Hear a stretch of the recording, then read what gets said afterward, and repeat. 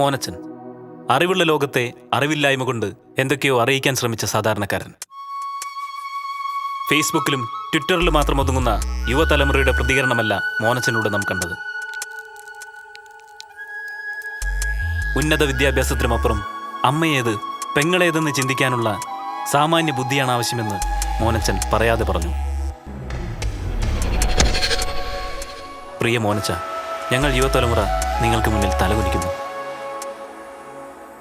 റോഡിൽ വലിച്ചെറിയപ്പെട്ടത് അനേകായിരം സഹോദരിമാരിൽ ഒരു സഹോദരിയായിരുന്നു എന്ന് ഞങ്ങൾ അറിയാത്തതിൽ, അശ്ലീല ദൃശ്യങ്ങൾക്ക് വേണ്ടിയുള്ള ഓരോ ക്ലിക്കും ഒരു പാവം പെണ്ണിന്റെ കണ്ണീർ തുള്ളിയാണെന്ന് ഞങ്ങൾ അറിയാത്തതിൽ, save water, save forest, save tiger തുടങ്ങിയ സാധാരണ മുദ്രാവാക്യത്തോടൊപ്പം സേവ് വുമൺ എന്ന് കൂട്ടിച്ചേർക്കേണ്ട അവസ്ഥയിൽ കൊണ്ടെത്തിക്കാൻ അറിഞ്ഞോ അറിയാതെയോ കാരണക്കാരായതിൽ.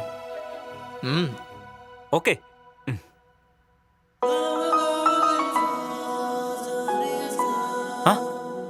ഞാൻ ആ കാര്യം പറയുമ്പോൾ താനത് ഇത്രയ്ക്കും നന്നായി ഏറ്റെടുക്കുമെന്ന് ഞാൻ വിചാരിച്ചില്ല.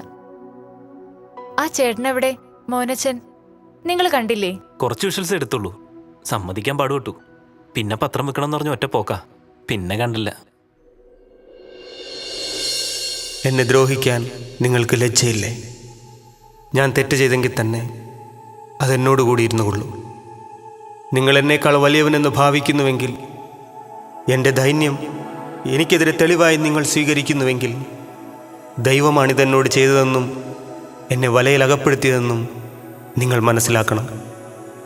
അതിക്രമമെന്നുറക്ക വിളിച്ചു പറഞ്ഞാലും എനിക്ക് മറുപടി ലഭിക്കുന്നില്ല. മുറവിളി കൂട്ടിയാലും എനിക്ക് നീതി ലഭിക്കുന്നില്ല.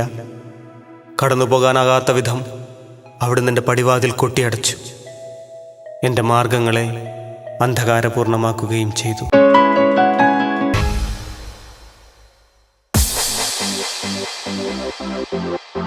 ഞങ്ങളെല്ലാവരും പ്രജീഷ് പ്രേം സംവിധാനം ചെയ്ത നമ്മളിൽ ഒരാൾ എന്ന ഷോർട്ട് ഫിലിം കണ്ടുവന്നിരിക്കുകയാണ്. ഇനി നമുക്കതിൻ്റെ റിവ്യൂ എന്താണെന്ന് അറിയാം.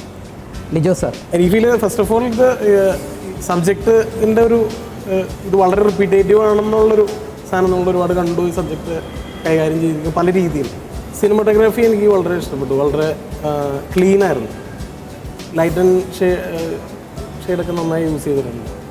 പിന്നെ സൗണ്ടും നന്നായിട്ടുണ്ട്, ആക്ച്വലി മ്യൂസിക്കും നന്നായി യൂസ് ചെയ്തിരിക്കുന്നു. പെർഫോമൻസ് എടുത്ത് പറയണം, നന്നായിട്ടുണ്ട്, നന്നായി യൂസ് ചെയ്തിരിക്കുന്നു. എല്ലാ ആൾക്കാരും പെർഫോമൻസ് എനിക്ക് വളരെ നന്നായിട്ട്, എസ്പെഷ്യലി മോനച്ചൻ ചെയ്ത വളരെ നന്നായിരുന്നു. പിന്നെ ഇതിൻ്റെ വേറെ സൈഡിലേക്ക് വരാൻ ഒന്ന്, ഇതിൻ്റെ ഫോക്കസ് ഭയങ്കര ഷിഫ്റ്റുള്ള പോലെ എനിക്ക് തോന്നുന്നു. എൻ്റയർ സബ്ജക്റ്റ് പറയാൻ ഉദ്ദേശിക്കുന്ന സബ്ജക്റ്റിൽ നിന്ന് ഭയങ്കരമായിട്ട് ഡീവിയേറ്റ് ചെയ്യണം പല സ്ഥലത്തും. തുടക്കത്തിലെ ഇവർ തമ്മിലുള്ളൊരു പ്രണയം പറയുന്ന ഏരിയ, അത് ആക്ച്വലി ഈ സബ്ജക്റ്റിലേക്ക് എത്രത്തോളം അതിൻ്റെ, കാരണം അത് ഭയങ്കര ഡീറ്റെയിൽഡാണ് ആ തുടക്കം പറയുന്ന ഒരു പീസ്. കാരണം അത്രയും അതിനുപയോഗിച്ച സമയം ഒരു പക്ഷേ ഇതിൻ്റെ ഡീറ്റെയിലേക്ക് കുറച്ചുകൂടിയും ചിലവാക്കാമായിരുന്നു എന്ന് എനിക്ക് തോന്നി. രണ്ട്, ഇയാൾ പേപ്പർ കട്ട് ചെയ്തിട്ട് എന്തിനാണ് ആൾക്കാർ ഇയാൾ അടിച്ചത് എനിക്ക് മനസ്സിലായില്ല. പക്ഷേ ഈ വ്യൂവർ എനിക്കത് കമ്മ്യൂണിക്കേറ്റ് ആയില്ല. എത്രയാണ് എനിക്ക് പേഴ്സണലി ഫീൽ ചെയ്തത്. അല്ലാതെ in general as A product അതിനൊരു ഫിനിഷ് ഉള്ളൊരു പ്രോഡക്റ്റായിരുന്നു. ഏറ്റവും എടുത്ത് പറയേണ്ടത് പെർഫോമൻസാണ്. ഇതിനകത്ത് മോനച്ചൻ്റെ ക്യാരക്ടറും അന്ധനായ കഥാപാത്രവും ചെയ്തത് രണ്ടുപേരും നന്നായിട്ടുണ്ട്. പിന്നെ ഇതിൻ്റെ ഡബ്ബിങ് ഏരിയ വളരെ നന്നായിട്ടുണ്ട്, മോഡുലേഷനൊക്കെ വളരെ നന്നായിട്ടുണ്ട്. ഡിജോ പറഞ്ഞ ഒരു ഡൗട്ട് എനിക്കും തോന്നി. കാരണം ഈ പേപ്പർ ഇയാൾ എന്തുകൊണ്ട് അടിക്കുന്നു എന്നുള്ള ക്ലാരിറ്റി നമുക്ക് മനസ്സിലാക്കാം, പക്ഷേ അതുപോലെ ക്ലിയറായിട്ട് കമ്മ്യൂണിക്കേറ്റ് ചെയ്തില്ല. എനിക്ക് തോന്നിയത് ഇയാൾ മുറിച്ച പേപ്പറുകൾ വിൽക്കുക, ആൾക്കാർ പത്രം വാങ്ങുമ്പോൾ അതിൽ പല ഭാഗങ്ങളും വെട്ടിമാറ്റപ്പെട്ടിരിക്കുന്നു എന്നുള്ളത് കൊണ്ടായിരിക്കാം അയാൾ അറ്റാക്ക് ചെയ്തത്. അതിൻ്റെ അത് വ്യക്തമാക്കുന്ന രീതിയിലൊരു വിഷ്വലി അത് കൊണ്ടുവന്നിരുന്നെങ്കിൽ, ഒരാൾ പത്രം വാങ്ങിയിട്ട് നോക്കുമ്പോൾ കീറിയിരിക്കുന്നു, അതിനു വേണ്ടി അടിക്കുന്നു എന്നൊക്കെ പറയും. ഇപ്പം ഒരു മോബ് അറ്റാക്ക് ചെയ്യണം, അപ്പോൾ എന്തിനാണെന്നുള്ള ക്ലിയറായിട്ട് കമ്മ്യൂണിക്കേറ്റ് ചെയ്തിട്ടില്ല. നമ്മൾ ഈ ഷോർട്ട് ഫിലിമിന് നമുക്ക് കിട്ടുന്ന ടൈം സ്പേസ് വളരെ കുറവാണ്.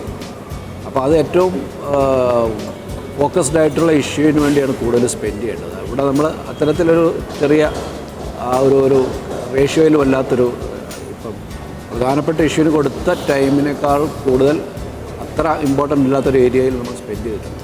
അതാണ് അതിൻ്റെ ഒരു മൈനസ് പോയിന്റ്. എനിക്ക് ആ കാര്യത്തിൽ ഒന്ന് ചോദിക്കണമെന്നുണ്ട്. അതായത് എന്തിനായിരുന്നു ഇതിങ്ങനെ മിക്സ് ചെയ്യാൻ ശ്രമിച്ചത്? അതിനൊരു ഇൻറ്റൻഷൻ ഉണ്ടായിണ്ടാവില്ലേ? അതെന്തായിരുന്നു? അത് ഒരു ഭാഗത്ത് പെൺകുട്ടികളെ ഭയങ്കരമായിട്ട് ഉപദ്രവിക്കുന്ന ഒരു സമൂഹം ഉണ്ടായിരുന്നു. പക്ഷെ ഇങ്ങനെയും ചില പ്രണയങ്ങൾ ഇപ്പോഴും ഉണ്ട്. അതിലൂടെ മറ്റേത് കാണിക്കാന്നുള്ളൊരു ചെറിയൊരു ഇൻറ്റൻഷൻ ഉണ്ടായിരുന്നു. ആ സ്ത്രീ പീഡനം എന്ന് പറയുന്നത് ഒരു ബ്ലാങ്കറ്റ് അല്ല, അതിൻ്റെ ഇടയിൽ ഇങ്ങനെ ചില തുരുത്തുകളും ഉണ്ട് എന്ന് കാണിക്കാൻ വേണ്ടിയിട്ട് അല്ലേ. എനിക്കതിൽ നല്ലൊരു പോയിൻ്റായിട്ട് തോന്നിയത് ആ ഹീറോയിസം വാഴ്ത്തപ്പെടുന്ന ഗ്രൂപ്പിൻ്റെ പെർസ്പെക്റ്റീവിലേക്ക് കുറച്ചുകൂടി ഷിഫ്റ്റ് ചെയ്തിരുന്നെങ്കിൽ ഇവനെ തല്ലാനും എളുപ്പമുണ്ടായിരുന്നു. പിന്നെ സിനിമാറ്റോഗ്രാഫിയുടെ കാര്യത്തിൽ എനിക്ക് തോന്നിയത് ഈ പറഞ്ഞ പണിവൃത്തി എന്നത് ഉറപ്പായിട്ടുമുണ്ട്. നമ്മൾ റിയൽ ലൈഫ് ക്യാരക്ടേഴ്സ് പോർട്രേ ചെയ്യാൻ എപ്പോഴും ഈസിയാണ്. നമ്മളെപ്പോലത്തെ ക്യാരക്ടേഴ്സ് എന്ന് പറഞ്ഞാൽ നമുക്ക് ഈസി ആയിട്ട് ചെയ്യാം. അതിൻ്റെ അപ്പുറത്തേക്ക് ഈ 2 മെയിൻ ക്യാരക്ടേഴ്സ് ഉണ്ടല്ലോ, ഈ അന്ധനായിട്ടുള്ള കഥാപാത്രവും മോനച്ചൻ എന്ന് പറഞ്ഞ കഥാപാത്രം. എനിക്ക് വിമലിനെ പ്രത്യേകിച്ച് പേഴ്സണലായിട്ട് അറിയാം, അപ്പോൾ അയാൾ എങ്ങനെ ഇരിക്കുന്നു എന്നുള്ളത്. അപ്പോൾ ഒരു ക്യാരക്ടറിന് വേണ്ടിയിട്ട് ഒരു ആക്ടർ എടുക്കുന്ന എഫേർട്ട് ഉണ്ടല്ലോ, അത് ഭയങ്കര എവിഡൻ്റ് ആയിരുന്നു. പ്രത്യേകിച്ച് ആൾ താടി വളർത്തി, മുടി വളർത്തി. പിന്നെ ഒരു മോനച്ചൻ എന്ന് പറഞ്ഞ കഥാപാത്രത്തിൻ്റെ കുറേ ക്യാരക്ടറൈസേഷൻസും ഇതെല്ലാം പ്രത്യേകിച്ച് നമ്മൾ ചെയ്യുന്നൊരു ഷോർട്ട് ഫിലിമിലാണെന്നുള്ളൊരു സാധനവും കൂടെ ഉണ്ട്. അപ്പോൾ ഭയങ്കര അപ്രീഷിയേറ്റബിളാണ്. പിന്നെ അന്ധൻ്റെ ക്യാരക്ടർ പ്ലേ ചെയ്യുമ്പോഴും ഒരിക്കലും ഒരു ഭയങ്കര ആർട്ടിഫിഷ്യാലിറ്റി ഒന്നും ഇല്ലാണ്ട് ഈ 2 ക്യാരക്ടേഴ്സ് ഇതിനുവേണ്ടി ഒരുപാട് എഫേർട്ട് എടുക്കുകയും ജനറലി ഷോർട്ട് ഫിലിംസ് നമ്മൾ ലാക്ക് ചെയ്യുന്ന ഒരു ഏരിയ ശരിക്കും. എനിക്ക് രണ്ട് റീഡിങ്ങിൻ്റെ ഡിഫറൻസും ഭയങ്കര രസം തോന്നി. ആ ന്യൂസ് പേപ്പർ റീഡ് ചെയ്യുമ്പോഴുള്ള ഒരു ടോണും ബൈബിൾ വായിക്കുമ്പോഴിൻ്റെ ഏരിയയിൽ ഞാൻ പറഞ്ഞത് അതാണ്. കാരണം അത് മെയിൻറ്റെയിൻ ചെയ്തു. ബൈബിൾ വായിക്കുമ്പോഴും അയാളുടെ ഒരു ആഗണി, വല്ലാത്ത ആഗണിയിലാണ് ബൈബിൾ വായിക്കുന്നത്. പത്രം വായിക്കുന്നത് ശരിക്കും ഒരു മെക്കാനിക്കലായിട്ടുള്ള റീഡിംഗ് ആണ്. പക്ഷേ അതിനകത്തും ആ ഒരു പീഡനത്തിൻ്റെ കാര്യം പറയുമ്പോൾ വീണ്ടും അയാൾ ഇമോഷണലിയാണ് അതിനെ ഡെലിവറി ചെയ്യുന്നത്. ആ അയാളുടെ സംസാരത്തിലുള്ള വൈകല്യം പൂർണ്ണമായിട്ടും എല്ലാ തലത്തിലും അയാൾ മെയിൻറ്റെയിൻ ചെയ്തു എന്നുള്ളതാണ്. ഈ മറ്റേ ക്രൈസ്റ്റിൻ്റെ അതിൽ നിന്ന് ഇയാളിലേക്ക് എടുക്കുമ്പോൾ ഇയാളെ ഷർട്ട് യൂസിട്ട് ഇയാളെ താടി വളർത്തിയതിൻ്റെ അയാൾക്ക് മുടിയുണ്ട്. ഏതൊരു ആംഗിളിലും നമുക്ക് ചെറിയ ഇമേജറി തമ്മിലുള്ള ഒരു ബന്ധമൊക്കെ തോന്നും. അത് ഫ്രെയിം ചെയ്യുമ്പോൾ ഇൻറ്റൻഷൻ ഉണ്ടായിരുന്നോ? അങ്ങനെ അത് വിജയിച്ചിട്ടുണ്ട്. ക്രൈസ്റ്റിൻ്റെ ഷോട്ടിൻ്റെ കൗണ്ടർ ഷോട്ട് വരുമ്പോൾ ഇയാൾ ബൈബിളിൻ്റെ കൂടെ അയാളുടെ ഒരു വിഷയം എന്ന് പറയുന്നത് പിന്നെ ആ ബ്രൂയിസസ് ഒക്കെ മുഖത്തുണ്ടായിരുന്ന ആ ഒരു പാടുകൾക്കൊക്കെയും ഒരു ക്രൈസ്റ്റ് ഒരു എന്താണ് ഇമേജസ് പ്രേക്ഷകർക്ക് കിട്ടാനുള്ളൊരു ഇൻറ്റൻഷണലായിട്ടാണെങ്കിൽ അത് നന്നായിരുന്നു. ആ വിഷയം ഡിമാൻഡ് ചെയ്യുന്ന ഒരു മേക്കിംഗ് സ്റ്റൈൽ അതിനകത്ത് മെയിൻറ്റെയിൻ ചെയ്യാൻ പറ്റി. ഇതിനകത്തൊരു അനാവശ്യമായിട്ടുള്ള ഒരു ഷോട്ട് പോലും നമുക്ക് കാണാൻ പറ്റില്ല. അല്ലെങ്കിൽ ഒരു ഒറ്റ ഷോട്ടാണ് നമുക്ക് എന്തുകൊണ്ട് പോയത്. ഒരു ടോപ്പ് ആംഗിളിൽ ആ ഒരു ഷാൻഡിയർ കിടക്കുന്ന ഒരു ആംഗിൾ, ഒരു ചെറിയ ഷോട്ട് അവിടെ വന്നത് മാത്രമാണ് നമ്മൾ ഈ ടോട്ടാലിറ്റിയിൽ നിന്നും മാറി നിൽക്കുന്ന ഷോട്ട്. എനിക്ക് തോന്നുന്നു ഇവിടെ ചർച്ച ചെയ്ത ഇവരുടെ സ്നേഹത്തിൻ്റെ ഒരു ലവിൻ്റെ ട്രാക്കും ഇതൊക്കെയാണ് അതിനെ വ്യത്യസ്തമാക്കിയതെന്ന് തോന്നുന്നു. നിങ്ങൾ സ്ട്രെയിറ്റ് ആയിട്ട് മറ്റേ കഥ മാത്രം പറഞ്ഞിരുന്നെങ്കിൽ ഇതിന് ഇത്രമാത്രം വ്യത്യസ്തത വരുമായിരുന്നു എന്ന് തോന്നുന്നുണ്ട്. പ്രണയത്തിനും ഇതെല്ലാം സെക്സ് എന്ന് പറയുന്നതിൻ്റെ പല ഫോമാണല്ലോ. ഇത് എന്താ പീഡനമാണെങ്കിലും ഇതെല്ലാം മറ്റേ വളരെ റിഫൈൻഡ് ആയിട്ട് പ്രേമം എന്ന് പറയുമ്പോഴേക്കും റിഫൈൻഡ് ഫോമിലേക്ക് വരുന്നു. പക്ഷെ അൾട്ടിമേറ്റ്ലി അപ്പോൾ ആ ഒരു സ്ട്രീം കംപ്ലീറ്റ് വന്നു എന്നും അതാണ് ഇതിനെ ഡിഫറെൻ്റ് ആക്കിയെന്നാണ് എനിക്ക് തോന്നുന്നത്. പിന്നെ എനിക്ക് പല സ്ഥലങ്ങളിലും സിബി എടുത്ത് പറഞ്ഞ ഒരു ഫാക്ടർ ഉണ്ടല്ലോ, അവിടെ ഇവിടെയൊക്കെ മെൻഷൻ ചെയ്തിരുന്നു. അതായത് ക്രൈസ്റ്റിൻ്റെ ഇത് പലയിടത്തും റിസംബിൾ ചെയ്യുന്നതായിരുന്നു പല ഷോട്ടുകളിലും എന്നുള്ളത്.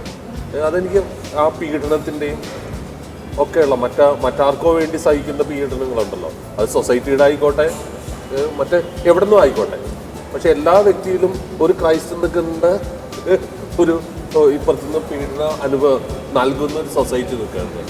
അപ്പോൾ ആ ഒരു കാര്യം, അപ്പോൾ എല്ലാ വിഷയങ്ങളും ടച്ച് ചെയ്തു എന്നുള്ളത് കൊണ്ടിട്ട് ഞാൻ മറ്റു കാര്യങ്ങളിലൊക്കെ സൗണ്ട് ഡിസൈനിങ്ങിനെ പറ്റി ഈ പറയുന്ന ഡബിങ് ഇതല്ലാതെ മറ്റൊരു ഔട്ട്സ്റ്റാൻഡിങ് ഇത് സൗണ്ട് ഡിസൈനിങ് എന്ന് പറയാനില്ല.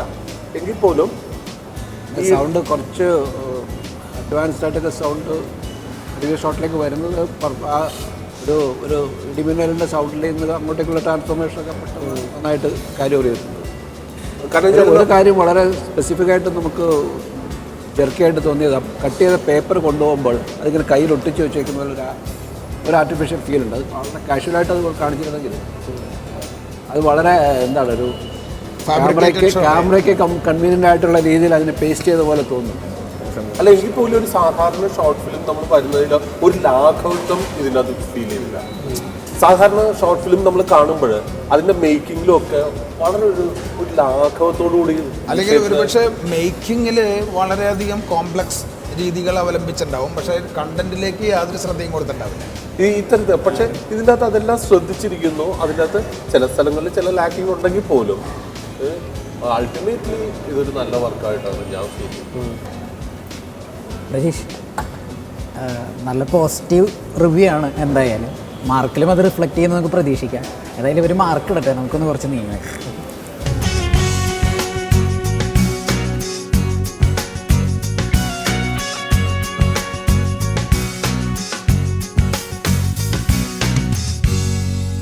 മാർക്കിൻ്റെ ഇത് നമ്മൾ ഡിസ്കസ് ചെയ്ത പോയിന്റ്സ് വെച്ചിട്ടാണ് നമ്മൾ മാർക്കിൻ്റെ ഇതിലേക്ക് പോയിരിക്കുന്നത്. കോൺസെപ്റ്റ് നമ്മൾ ആദ്യം സിനിമ കാണുന്നതിന് മുമ്പേ സംശയിച്ച ഒരു കാര്യമുണ്ടല്ലോ, ആ ഒരുപാട് റിപ്പീറ്റ് ചെയ്തിട്ടുള്ള സബ്ജക്റ്റാണ് അത്. തീർച്ചയായിട്ടും മാറ്റി പറഞ്ഞു എന്നുള്ളത് അംഗീകരിക്കുമ്പോൾ തന്നെ ഈ കോൺസെപ്റ്റിൻ്റെ പഴമ ഇതിൻ്റെ അകത്ത് നമ്മൾ ജൂറി ശ്രദ്ധിച്ചിട്ടുണ്ട്.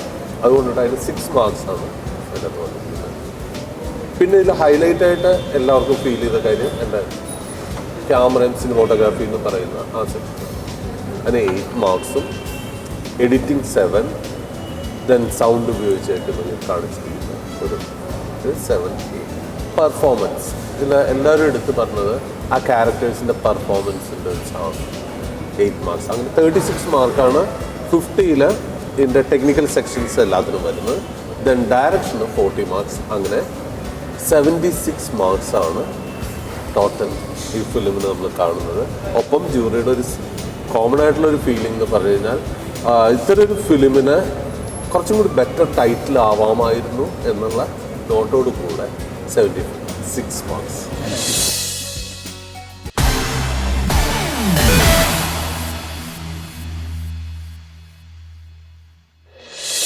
Kalyan silks avantgarde powered by Josco ജ്വല്ലേഴ്സിൻ്റെ ഈ എപ്പിസോഡിൽ നമ്മൾ കണ്ടത് കണ്ണൂരിൽ നിന്നുള്ള പ്രജീഷ് പ്രേം സംവിധാനം ചെയ്ത നമ്മളിൽ ഒരാളെന്ന ഷോർട്ട് ഫിലിമാണ്.